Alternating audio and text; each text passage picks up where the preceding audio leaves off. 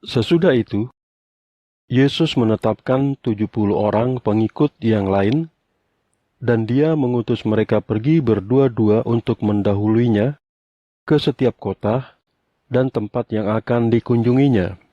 Katanya kepada mereka, "Hasil panen memang sangat banyak, tetapi pekerjanya hanya ada sedikit. Oleh karena itu, mintalah kepada Tuhan yang memiliki hasil panen itu untuk mengutus pekerja-pekerja untuk mengumpulkan hasil panennya. Pergilah, aku mengutusmu seperti anak domba di tengah-tengah kawanan serigala. Jangan membawa kantong uang, tas atau sandal, dan jangan menyapa siapapun dalam perjalanan.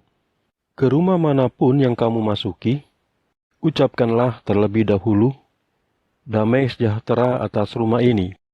Jika orang yang ada di situ cinta damai, damai sejahteramu akan tinggal atasnya.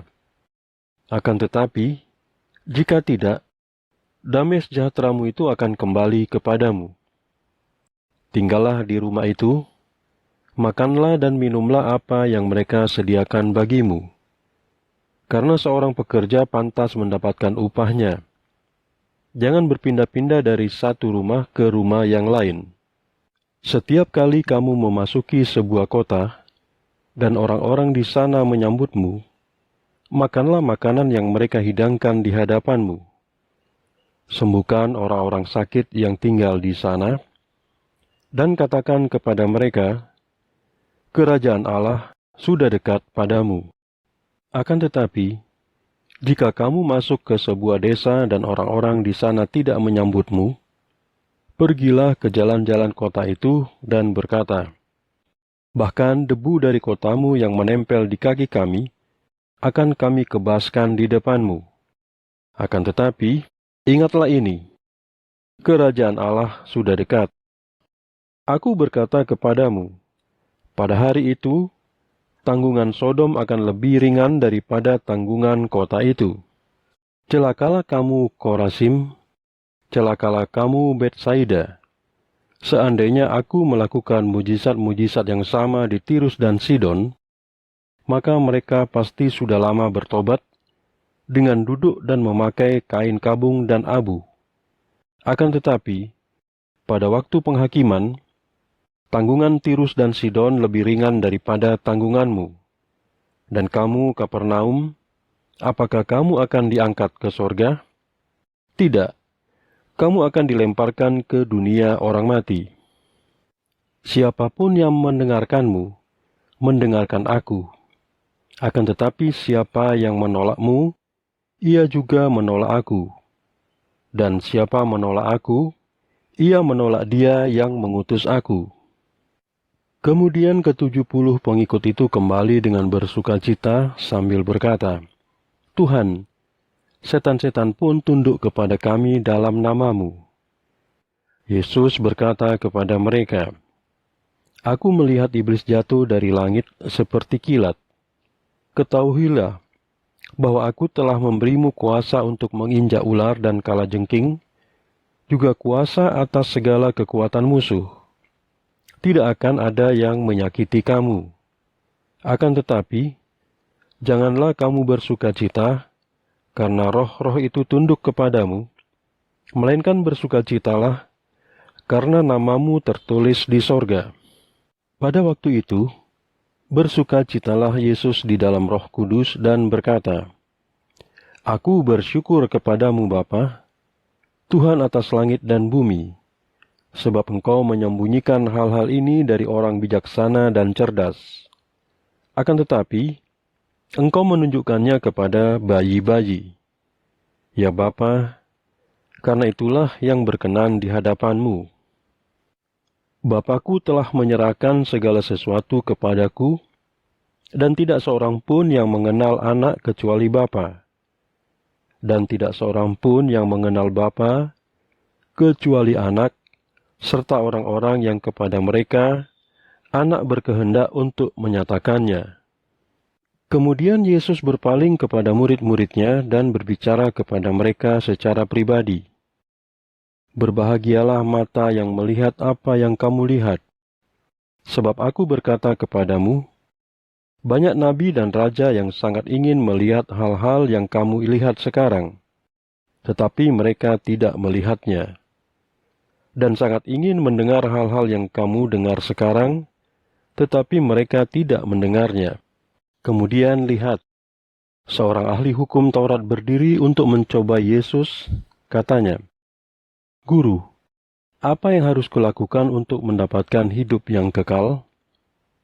Jawab Yesus kepadanya, "Apa yang tertulis dalam hukum Taurat? Apa yang kamu baca di dalamnya?" Orang itu menjawab, "Kasihilah Tuhan Allahmu dengan segenap hatimu, dengan segenap jiwamu, dengan segenap kekuatanmu, dan dengan segenap akal budimu. Dan kasihilah sesamamu manusia, seperti kamu mengasihi dirimu sendiri." Yesus berkata kepadanya, "Jawabanmu itu tepat. Lakukanlah itu, maka kamu akan hidup." Akan tetapi, orang itu ingin membenarkan dirinya. Maka ia berkata kepada Yesus, "Dan siapakah sesamaku manusia?" Yesus menjawab itu dengan berkata, "Ada seorang yang turun dari Yerusalem ke Yeriko. Ia jatuh ke tangan para perampok yang merampas pakaiannya dan memukulinya, kemudian meninggalkannya tergeletak dalam keadaan hampir mati. Kebetulan seorang imam melewati jalan itu. Ketika ia melihat orang itu, ia pergi begitu saja dengan berjalan di sisi jalan yang lain. Demikian juga yang dilakukan oleh seorang Lewi. Ketika datang ke tempat itu dan melihat orang itu, ia melewatinya dengan berjalan di sisi jalan yang lain. Akan tetapi, ada seorang Samaria yang sedang dalam perjalanan lewat di situ. Dan ketika ia melihat orang itu, ia merasa kasihan kepadanya. Lalu orang Samaria itu mendekatinya dan membalut luka-lukanya. Ia mengolesinya dengan minyak dan anggur, lalu menaikkan orang itu ke atas keledainya dan membawanya ke sebuah penginapan, lalu merawat orang itu. Keesokan harinya, orang Samaria itu mengeluarkan uang 2 dinar dan memberikannya kepada penjaga penginapan itu dengan berkata, "Rawatlah orang yang terluka ini, dan berapapun kamu menghabiskan uang untuknya, aku akan menggantinya saat aku kembali." Lalu Yesus berkata, "Menurutmu, siapakah di antara ketiga orang itu yang menjadi sesama manusia dari orang yang jatuh ke tangan para perampok itu?" Jawab ahli Taurat itu, "Orang yang menunjukkan belas kasihan kepadanya." Lalu Yesus berkata, "Pergilah dan lakukanlah hal yang sama." Ketika mereka dalam perjalanan, Yesus masuk ke sebuah desa dan seorang perempuan bernama Marta menyambut Yesus di rumahnya. Marta mempunyai saudara perempuan bernama Maria yang duduk di dekat kaki Yesus dan mendengarkan pengajaran Yesus.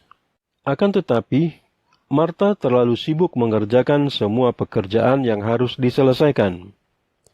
Marta pun mendekat pada Yesus dan berkata, "Tuhan, tidak pedulikah Engkau bahwa saudara perempuanku membiarkan aku melakukan semua pekerjaan ini sendirian?